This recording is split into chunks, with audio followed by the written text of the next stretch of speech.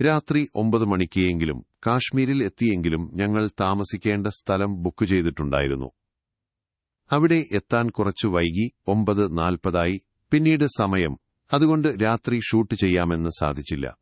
കുളിച്ച് റെഡിയായി പിറ്റേന്ന് രാവിലെ ഞങ്ങൾ വിളിച്ച കാർ ഞങ്ങൾ താമസിച്ചിരുന്ന റൂമിന്റെ അടുത്തെത്തി. ഞങ്ങൾ 6 പേരാണുണ്ടായിരുന്നത്. എല്ലാവരും റെഡിയായി. ഞങ്ങളൊരു വലിയ വാഹനമാണ് ബുക്ക് ചെയ്തിട്ടുണ്ടായിരുന്നു.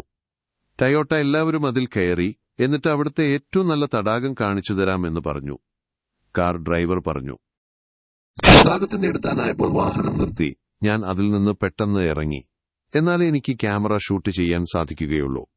അജ്മലിന്റെ ഫോണിൽ ചാർജാക്കിക്കൊണ്ടാണ് ഇപ്പോൾ ഷൂട്ട് ചെയ്തുകൊണ്ടിരിക്കുന്നത്. മലയാളികളുടെ സ്വന്തം നമ്മുടെ ലാലേട്ടൻ അഭിനയിച്ച മലയാള സിനിമയാണല്ലോ കീർത്തിചക്ര എന്ന സിനിമയിലെ ഒരു ഗാനം ഇവിടെ വെച്ചാണ് ഷൂട്ട് ചെയ്തിരിക്കുന്നത്. അത് എനിക്ക് ഏറെ ഇഷ്ടമാണ്. ഹിന്ദി ഗാനങ്ങളിൽ ഏറ്റവും ഇഷ്ടപ്പെട്ട ഒരു ഗാനം. ഞാൻ ഇവിടുത്തെ ഒരു ബോട്ട് ബുക്ക് ചെയ്തു.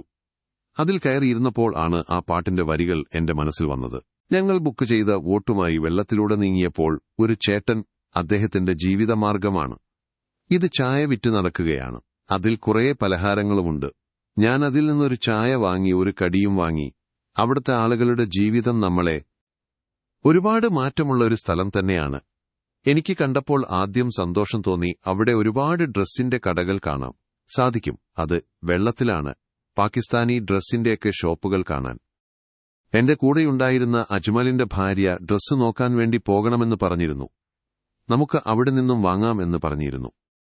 ഞങ്ങൾ കയറിയ സ്ഥലത്തേക്ക് തന്നെ വീണ്ടും എത്തി. ബോട്ട് നീങ്ങിക്കൊണ്ടിരിക്കുകയാണ്.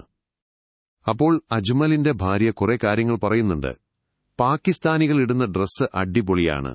ഞങ്ങൾ അതിനെക്കുറിച്ചുള്ള കാര്യങ്ങളാണ് അതിൽ ചർച്ച ചെയ്യുന്നത്. വേറെ സ്ഥലത്ത് ഇറങ്ങാനുള്ള ഇത് ബാക്കിയുള്ളവർക്ക് ബുദ്ധിമുട്ട് സ്ഥലമാകുമെന്ന് കരുതെത്തി. പക്ഷേ അങ്ങനെയൊന്നും സംഭവിച്ചില്ല. ഞങ്ങളെ ഇറക്കിവിട്ട വാഹനം വന്നിട്ടുണ്ടായിരുന്നു. ഞങ്ങൾ വീണ്ടും 6 പേർ ആ വാഹനത്തിൽ കയറി. എല്ലാവരും വല്ലാത്തൊരു ക്ഷീണത്തിലായിരുന്നു. അതൊക്കെ ഒന്ന് മാറ്റി റെഡിയാക്കി വീണ്ടും വാഹനത്തിലേക്ക് കയറി. വണ്ടി അവിടെ നിന്നും എടുത്തു.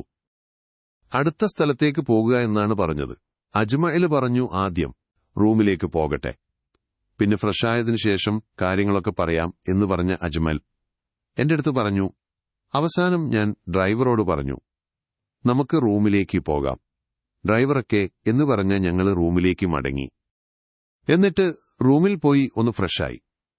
അതിനുശേഷം വീണ്ടും ടൗണിലേക്ക് ഇറങ്ങി. ടൗണിലെ ചില കാഴ്ചകൾ കണ്ട് ഞങ്ങൾ അടിച്ചു പൊളിച്ചു. ഫോളോ ചെയ്യാത്ത ആളുകളുണ്ടെങ്കിൽ എന്റെ ഇൻസ്റ്റാഗ്രാം പേജ് ഒന്ന് ഫോളോ ചെയ്യുക.